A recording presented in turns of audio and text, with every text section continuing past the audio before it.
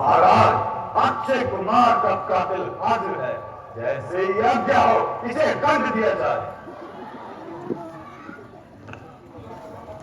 बेहतर है, पहले इसके अपराध का कारण गिरफ्त कर लिया जाए।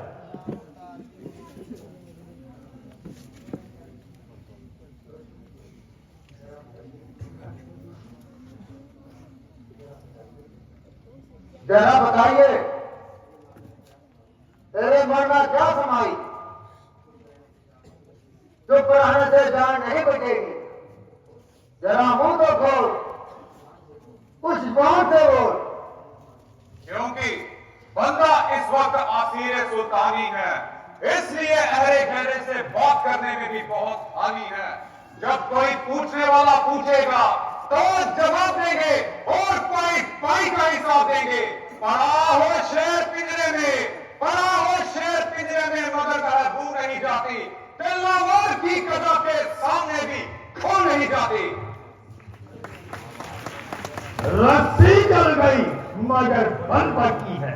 जले बल किस तरह मेरा, मुझे किस बात का गम है। वही तू है, वही मैं हूं, वही दम है, वही खम है। अरे बेशरम, ये जलील पेशा अख्तियार करने से तो बेहतर था कि कहीं डूब कर मर जाता, ताकि तेरा खात्मा हो जाता।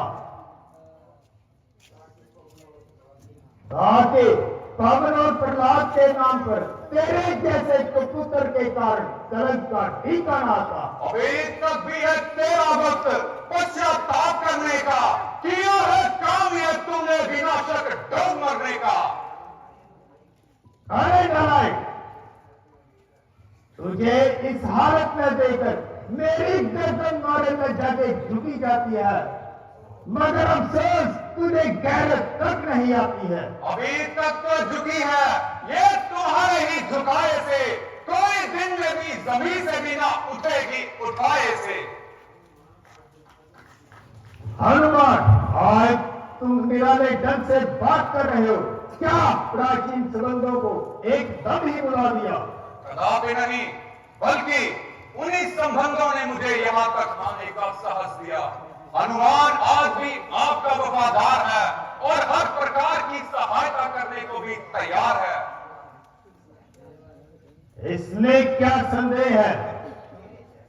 अगर तेरे जैसे 5-4 और वफादार हो तो मेरा बेड़ा पार है। ये अच्छी वफादारी है। तमाम बात में उजारा, सिपाही ने रोका तो उसका सर फोड़ा, बागबानों ने टोका तो उनको पकड़ कर मरोड़ा, अक्षय कुमार गया तो उसको जीवित न छोड़ा। मारे मेरे वफादार, मैं तुझ पर बड़ी हार। मैं गया था कौन सा उनको बुलाने के लिए, आप ही आए थे वो झगड़ा फैलाने के लिए। काम किस आते हैं फल, आखिर ये खाने के लिए था जुर्म जो बांध लेता घर ले जाने के लिए। नहीं कितनी बात पर ये मेरे पीछे पड़ गए। मारने आए थे मुझको लेकिन आप मर गए। प्रश्न तो ये है कि तुझे कहा किसने था बाहर जाने के लिए? कहा था श्री रामचंद्र जी और सुग्रीव जी ने। गया था माता सीता जी की खबर लेने। है सीता की खबर? हाँ, माता सीता जी की खबर। मगर सुग्रीव का रामचंद्र से क्या ताल्लुक? जब वह सीता माता जी को खोजते हुए ऋषि मुख पर्वत पर आए तो वहां पर दोनों ने परस्पर मित्रता की प्रतिज्ञा करके आपस में हाथ मिलाए। जिस बाली ने आपको 20 बार कैद किया, श्री रामचंद्र जी के एक ही बाल ने उनको दुनिया से नापैद किया। अब आप उनके बल का अनुमान खुद ही लगा ले और जिस तरह हो सके इस आने वाली बर्बादी को अपने सर से टाले। इसका सबसे सरल मार्ग यही है कि आप माता सीता जी को लेकर श्री रामचंद्र जी के चरणों में जा पड़े और उनसे क्षमा की प्रार्थना करें। वह बड़े उदार हैं। मुझे पूरी आशा है कि वह आपकी प्रार्थना अवश्य मंजूर करेंगे और चतुरता के ध्यान को मन से दूर करेंगे। अन्यथा अन्यथा तुम्हारी ये ऐंठ क्षण में ही निकल जाएगी और ये हरी भरी लंका मिट्टी में मिल जाएगी, क्योंकि वानरदीप का एक एक बच्चा मारने को तैयार है और उन्हें केवल मेरी वापसी का इंतजार है।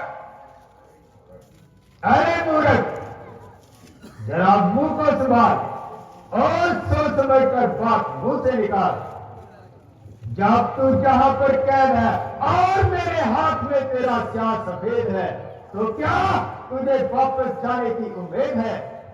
सीता की आशा को दरकिनार, अब तो मैं तेरी ओर से भी हाथ धो चुके। समझ ले कि तुझे आज ही रो चुके, क्योंकि तुम बिना शक काल के मेहमान हो चुके और इस खैर खवाई में अपनी जान के खो चुके।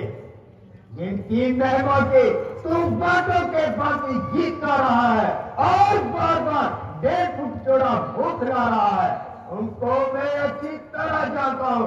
प्रथम 2 वनवासी रामचंद्र और लक्ष्मण, दूसरा साथ कौन मिला?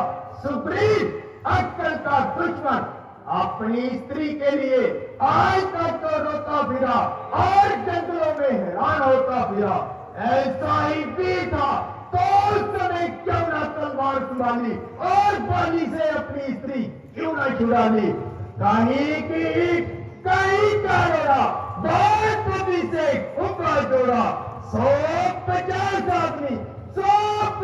आदमी इधर उधर के इकट्ठे किए और रावण से युद्ध करने के मंसूबे बांध लिए। अरे मसीमन, अगर मेरे लंका का एक कुत्ता भी उनकी तरफ छोड़ दिया तो फिर भागने के लिए जगह नहीं पाएगी। सच है, जब किसी मनुष्य की बुरी घड़ी आती है तो उसकी समझ आपसे आप उल्टी हो जाती है। विनाश का विपरीत बुद्धि, यद्यपि विषय पुरुष और उद्देश्य का विशेष वैर है, उसको इस बात की पहचान नहीं रहती कि ये अपना है या गैर है। तथापि मैं हैरान था कि सारी लंका में कोई भी आदमी ऐसा नहीं जो तुझे इस नाशकारी मार्ग से हटाए और किसी प्रकार इस झगड़े को मिटाए। किंतु अब व्यतीत हुआ कि यहाँ तो बसते ही कुत्ते हैं, कौन समझाए और किसे समझाए? सोए को सोया हुआ कैसे जगा सकता है? मगर याद रख, आखिर में रोएगा पछताएगा, परंतु ये समय हाथ नहीं आएगा। मैं नहीं कहता कि तू किसी मनुष्य से डर, किंतु परमात्मा का कुछ तो भय कर और इस तरह निंदित होकर ना मर। दंड देने के लिए परमात्मा स्वयं नहीं आते, बल्कि जब किसी तेरे जैसे पापी का नाश करना होता है तो अवश्य कोई ना कोई कारण जरूर बनता है। अंत जिस समय रुद्र रूप परमात्मा की आज्ञा पाकर प्रभु श्री रामचंद्र जी वानरी सेना को लेकर यहाँ आएंगे तो तेरे ये कुत्ते भौंकते रह जाएंगे, बल्कि ढूंढने पर भी न मिलेंगे और तेरी संकार भरी खोपड़ी को कौवे नोच नोच कर खाएंगे।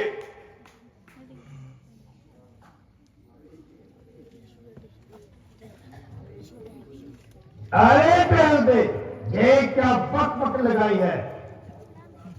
तेरी मौत को जहां ठीक कर नहीं लाई है,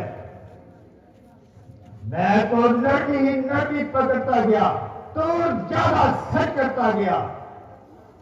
अरे बाजी, बात करने का भी तुझे सलीका नहीं। रावण, तेरा ये फिजूल ख्याल है, मेरी ओर उंगली उठाना भला किसकी मजाक है? शायद तू इसीलिए भूल रहा है कि मेघनाथ मुझको पकड़ लाया है और जाते ही जंजीरों में जकड़ लाया है। मगर ये तेरी सरासर हिमाकत है और तेरे इस मेघनाथ बेचारे में कहां इतनी ताकत है? यदि चाहता तो इन जंजीरों को एक झटके में तोड़ देता और तेरे इस मेघनाथ को वहीं पकड़कर मोड़ देता, किंतु मैं स्वयं चाहता था कि किसी तरह तुझ तक पहुंच जाऊं और तुझको समझा बुझाकर इस नाशकारी पथ से हटाऊं। मगर अफसोस कि मेरी सब मेहनत व्यर्थ ही गई और बात वही की वही रही। सत्य है जब किसी मनुष्य की बुरी घड़ी निकट आती है तो उसकी प्रत्येक ज्ञान इंद्रियां आपसे आप शीतल हो जाती हैं। ना आंखों से दिखाई देता है, ना कानों से सुनाई देता है, बस जो कुछ मन में आता है जीवा से बकता है। निस्संदेह तेरी भी यही दशा होने वाली है, नहीं बल्कि हो रही है, और तेरी मौत तेरे सिराने खड़े रो रही है। केवल प्राचीन संबंधों के कारण मैं तुझसे हमदर्दी कर रहा था और इतनी देर से सरदर्दी कर रहा था, अन्यथा हमें क्या, भार में पड़े तेरी लंका और चूल्हे में पड़े तू।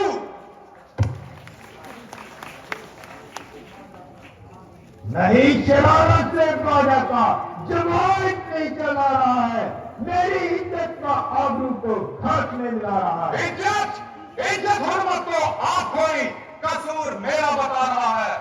अजब तमाशा है, देखो यारो जमाना कैसा ये आ रहा है। अरे नालायक, बताओ तुम मुझको कौन किसका दिखा रहा है? मैं बाबला हूं जिसके जैसे काल भी खोप खा रहा है। लोग खुद ही ये देख लेंगे तू क्यों इतना तेल मिला रहा है। कब तक जो पाका था खोप जिसका, वह आज उसको ही खा रहा है। हुआ गए कितना नरम तो उतना जमीन सर पे उठा रहा है। अरे बेहुदे, तो उल्टा तसल्लुत मुझ पर अपना जमा रहा है। तेरे जैसा पतित जो अपनी उम्र विषयों में गवा रहा है, ये है ताज्जुब कि वह मुझको भी बेहुदा कहकर बुला रहा है।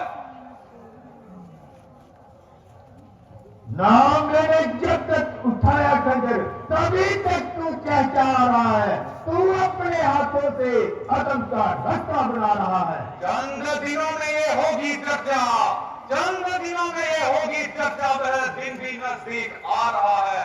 कहेगी दुनिया देखो यारो, जनाजा रावण का जा रहा है।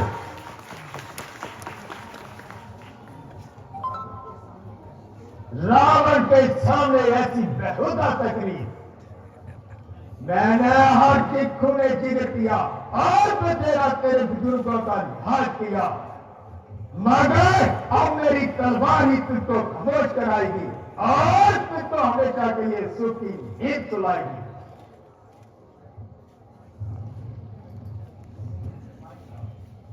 भाई साहब जरा तामीर कीजिए।